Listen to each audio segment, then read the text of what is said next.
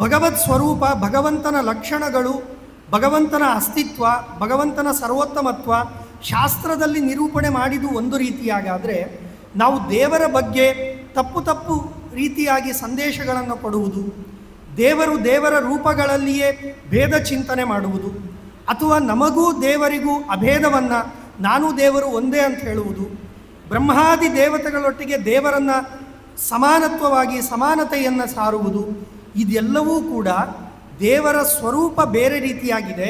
ನಾವು ಚಿಂತನೆ ಮಾಡುವುದು, ನಾವು ಉಪದೇಶ ಮಾಡುವುದು, ನಾವು ಉಪಾಸನೆ ಮಾಡುವುದು ಬೇರೆ ರೀತಿಯಾಗಿ ಆದರೆ ಇದನ್ನು ಶಾಸ್ತ್ರ ಏನು ಹೇಳುತ್ತೆ ಅಂದರೆ, ಅವನನ್ನು ಕಳ್ಳ ಅಂತ ಕಳೆಯುತ್ತೆ, ಚೋರ ಅಂತ ಕರೆಯುತ್ತೆ. ಯಾಕೆ ಅಂದರೆ ಶಾಸ್ತ್ರಗಳನ್ನೇ ತಿದ್ದುತ್ತಾ ಇದ್ದಾನವು.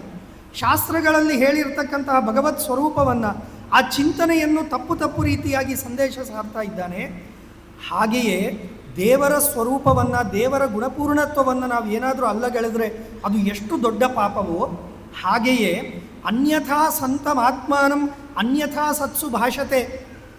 ಸಜ್ಜನರು ಬಂದಿದ್ದಾರೆ, ಸಜ್ಜನರು ನಿಮ್ಮ ಪರಿಚಯ ಮಾಡಿಕೊಡಿ ಅಂತ ನಮ್ಮನ್ನು ಕೇಳಿದಾಗ ನಾವು ಸುಳ್ಳನ್ನು ಹೇಳಿದರೆ, ನಮ್ಮ ಬಗ್ಗೆ ತಪ್ಪು ತಪ್ಪು ವಿಚಾರಗಳನ್ನು ಹೇಳಿದರೆ, ಹೆಚ್ಚಾಗಿ ನಾವು ಹೇಳುವುದು ಇಲ್ಲದೇ ಇರುವುದನ್ನೇ ಹೇಳುವುದು. ಅಂದರೆ ನಮ್ಮನ್ನು ನಾವು ಕೊಚ್ಚಿಕೊಳ್ಳುವಂಥದ್ದು. ನಾನು ಎಂಥವನು ಗೊತ್ತಾ, ನಾನು ಯಾರು ಗೊತ್ತಾ ಅಂತ ತಮ್ಮ ಬಗ್ಗೆ ಇಲ್ಲ ಸಲ್ಲದ ಮಾತುಗಳನ್ನು ಹೇಳಿ ತನ್ನನ್ನು ತಾನು ದೊಡ್ಡವನನ್ನಾಗಿ ಮಾಡಿಕೊಳ್ಳುವುದು.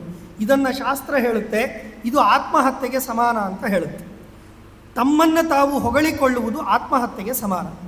ಹಿರಿಯರನ್ನು ನಿಂದನೆ ಮಾಡುವುದು ಕೊಲೆಗೆ ಸಮಾನ. ತಂದೆ ತಾಯಿಯನ್ನು, ಗುರುಗಳನ್ನು ನಿಂದನೆ ಮಾಡಿದರೆ ಅವರನ್ನು ಕೊಂದಂತೆಯೇ ಅದು ಸರಿ, ಆ ಪಾಪ ನಮಗೆ ಬರುತ್ತೆ.